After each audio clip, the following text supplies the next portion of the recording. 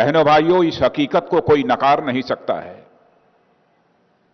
कोई मनुष्य अपने जिस्म का पसीना बहाकर दूसरे मनुष्य को ढोने का काम करे, मैं समझता हूं कि ऐसी स्थिति किसी सभ्य समाज के लिए अच्छी तस्वीर पेश नहीं करती है। और प्रधानमंत्री जी, मैं आपको बधाई देना चाहता हूं। लगातार 20 महीने तक आपके साथ काम करते करते मैंने यह अनुभव किया है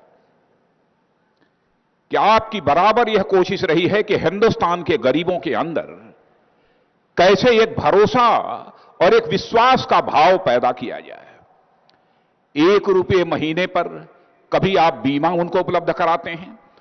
हिंदुस्तान के हर गरीब परिवार को देश के आर्थिक तंत्र के साथ जोड़ते हैं, यानी बैंकों में उसका खाता आप खुलवाते हैं। दुर्घटना हो जाने पर 2 लाख रुपए के बीमे की आप व्यवस्था करते हैं। और जब लखनऊ में एक दीक्षांत समारोह में भाग लेने के लिए आप आते हैं तो आप हमारे लखनऊ और उत्तर प्रदेश के गरीबों को भी आप नहीं भूलते हैं। और आपने फैसला किया कि आज मैं यदि लखनऊ जा रहा हूं तो वहां पर जाकर अपने जिस्म का पसीना बहाकर जिनकी हड्डियां दिखने लगती हैं रिक्शा चलाते चलाते, उनको इससे छुटकारा दिलाऊंगा और उन्हें मैं ई रिक्शा मुहैया कराऊंगा। यह आपका फैसला रहा है। और मैं समझता हूं इस प्रकार के जो आपके फैसले रहे हैं वह आपकी गरीबों के प्रति संवेदनशीलता, गरीबों के प्रति जो आपकी प्रतिबद्धता है, उसको यह दर्शाने का काम करता है। हिंदुस्तान इसे भूल नहीं सकता है कि आपने प्रधानमंत्री बनने के साथ ही यह फैसला किया क्या हिंदुस्तान में सफाई का अभियान चलाया जाना चाहिए, लोगों के जीवन का यह हिस्सा बन जाना चाहिए।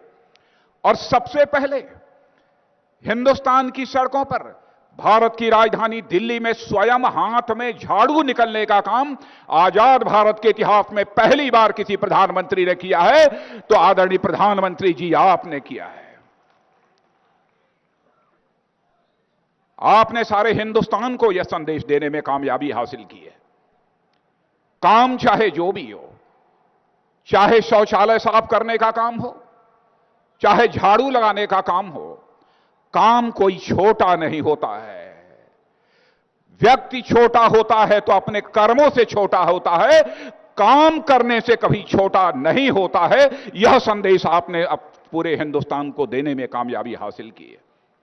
और आज गरीबों के साथ बैठकर जो रिक्शा चलाते रहे, चारपाई पर बैठकर आपने जिस तरीके से, जैसे लगता है कि उनके दिलों में झांक कर उनके दर्द को आपने अपने राजनीतिक और सामाजिक जीवन में समझा हो, आप उनसे बातचीत कर रहे थे।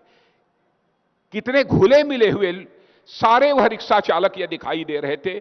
कैसी प्रसन्नता की उन्हें की अनुभूति उन्हें हो रही थी, यह उनके चेहरे को देखने के बाद ही उसका एहसास हो सकता है।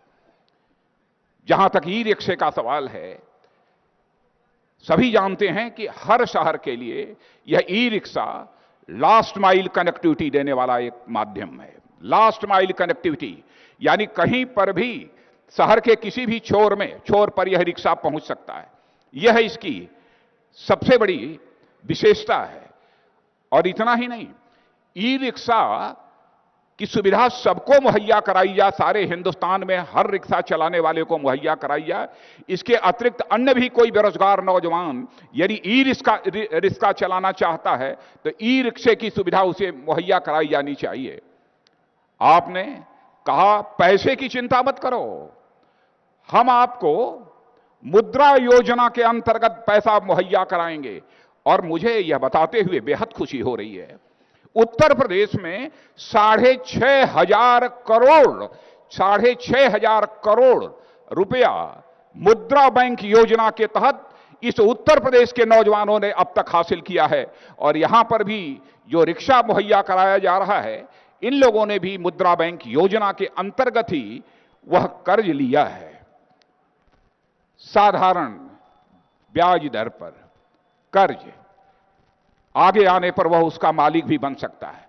ई रिक्शा का जहां तक सवाल है, मेरे बहनों भाइयों, आप यह जानते हैं कि ई रिक्शा यह केवल समाज के लिए ही लाभकारी अथवा उपयोगी नहीं है, बल्कि ई रिक्शे का महत्व यह पर्यावरण की दृष्टि से भी है।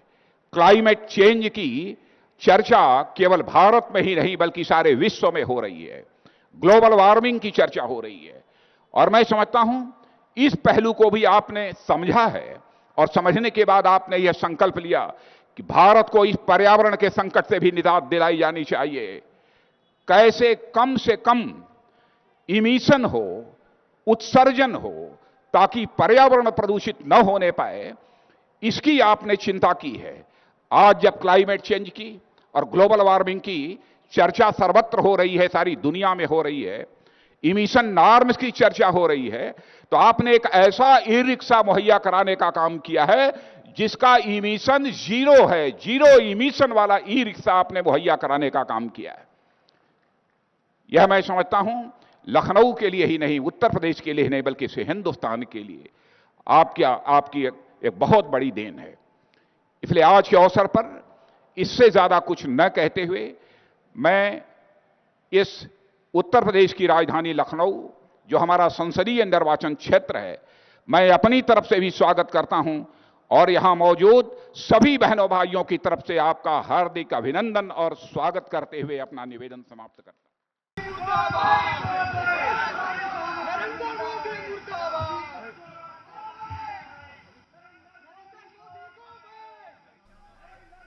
उत्तर प्रदेश के राज्यपाल श्रीमान राम नाईक जी,